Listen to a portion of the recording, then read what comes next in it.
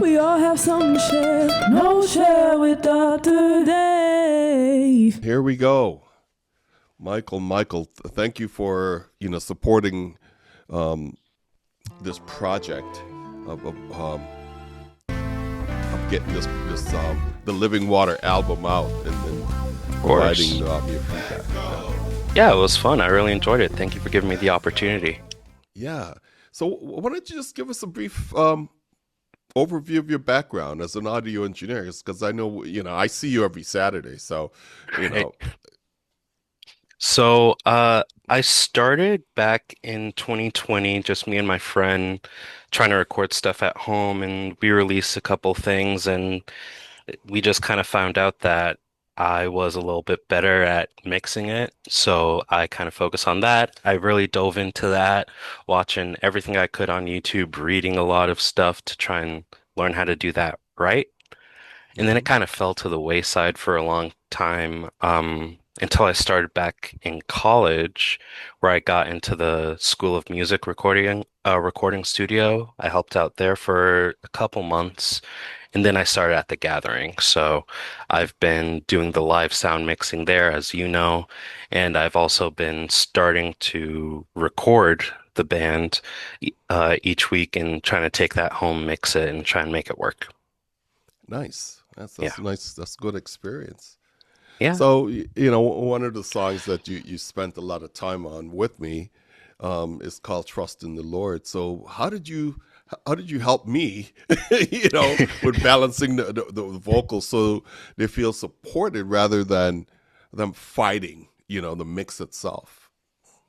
So one of the things that I liked in the original mix that you had sent me was at that end section, the balance was so good, and I think when I was listening to it, I think one of the things that made it sound good was that the vocals sat kind of in their own auditory space. They were centered very nicely. The instruments were kind of panned out to the sides, which then allowed her to cut right through. So I know when we were at your apartment and we were listening to it, one of the things that we had talked about a little bit was trying to find a way that we could either get some reverb on it, get it panned a little bit differently so that one, the lead vocals and the background vocals weren't fighting each other. And then on just the verses without the background vocals, the lead vocals could still sit in the middle, cut right through, and not be actually, especially with the guitar sitting in that same frequency range, just Yeah. trying to make sure that the vocals were just sitting slightly on top of it, right? Yeah. I mean, one of the things that came up was, we had some of the background vocals were being cut off. I didn't even hear Oh, that. That yeah. was really important stuff, right? Yeah. Yeah. Yeah, it was that one section where it was like trust him, where they were Yes. saying that, Yes. and the TR at the beginning was kind of cut off. Yeah, That's yeah, good. yeah, So, thank you. yeah, what was, as a person responsible, I call you the final quality check. Right. What were you listening for in terms of like a digital sheen? Because sometimes, since a lot of stuff is done digitally now, Hmm. sometimes it has the sheen. So what were you listening for? Well, so actually, in the School of Music recording studio, they do most of their stuff analog. Hmm. So one of the things that Wiley Ross, who leads that studio, was talking about was that when you're mixing stuff just digitally, you really do want to take advantage of all of the tools that you can use just digitally that analog kind of limits you against. And I think I when I was listening to it myself, I was wondering what was being done because I could, in a way that you don't really get with analog, all of the parts were all of the different instruments, I mean, were very clear and different. It didn't sound muddled together. And Yeah. so when I finally was at your apartment mixing it with you, that mastering plugin was just good. I really like that. You can tell that it's just that separation, that clarity between each part, the vocals and the guitar and the bass, of course. Uh, I think that's something that you could really only get with that digital mixing process. So honestly, I have to say, whatever I was listening for, I already heard because it was already there through that plugin. So yeah. Yeah, well, that's good, man. Because one of the other thing that that I was expecting for is that the song sounded consistently, whether you were listening it through your headphones in your car, in your space. You know, when checking the master for "Trust in the Lord," were the lyrics clear across all those listening environments to you?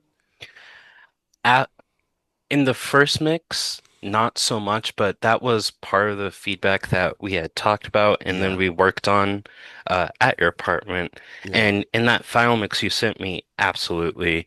Um, so listening, so I listened to it on my little little dinky little Bluetooth headphones, my phone speaker, and then my car.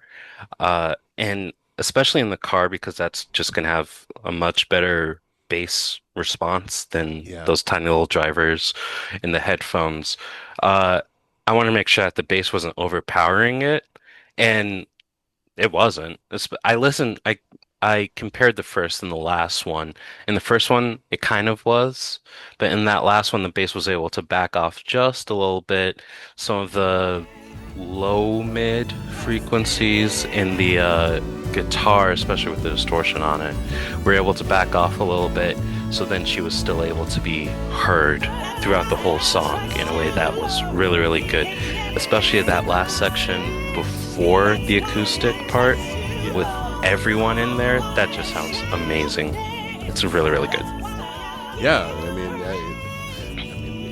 I needed fresh ears and someone who actually understood what was going on to help me get out of that model because, yeah, that was to me, that was a complicated song to mix and Yeah, master.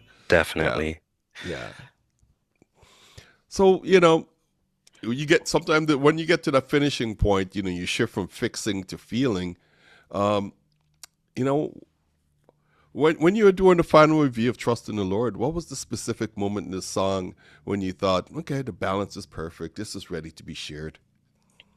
So actually, just earlier today, I was going on an errand and I was playing it in the car just so I could be in the right headspace to talk about it now, this Mm, afternoon. And there was a point where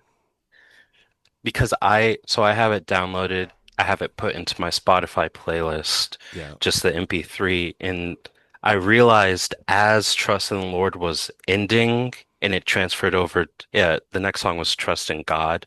I think Hmm. that's Cody Carnes. Yeah, I it's Cody. Yeah. realized, hey, wait a minute, that doesn't even sound like an amateur recording transferring to a professional one. It just sounded like two good songs in Yeah. line. And at that point, I was like, yeah, that's good. That's really, really good.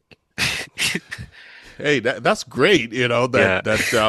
We were able to accomplish that because this is a we thing. That we were able to put that together and uh, you know, yeah, because nowadays, when you think about it, whether you're in a big studio or you're in a home studio, if you have good quality gear, right, Hmm. plugins and stuff like that, you're gonna make good music, right? Well, Yeah. good sounding music, I should say. It doesn't necessarily have to be good, but you have good sounding music that Yeah. is beneficial. I'm lucky that I was able to grow up in a time where anyone can do stuff like this in their home. It's great. Yeah, yeah, yeah. Remember the days when that wasn't the case. Yeah. Yeah. Hey, any final comments you would like to make or share for other future engineers? Maybe we may have a few coming up in, the gathering at Tucson in our Hmm. church. Anything you would like to tell them?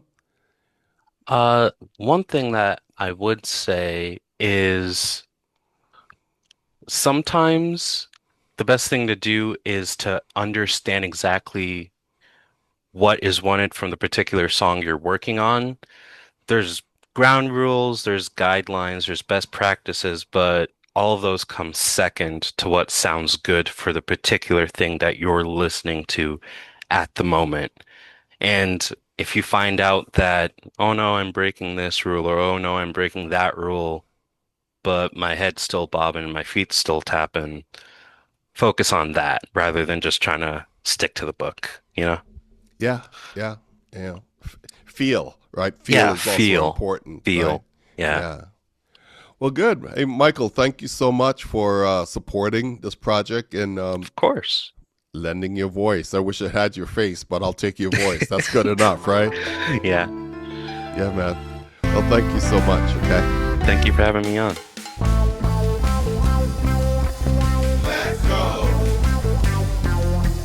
Let's go. Let's go. Be joyful always. We all have something to share. No share with Dr.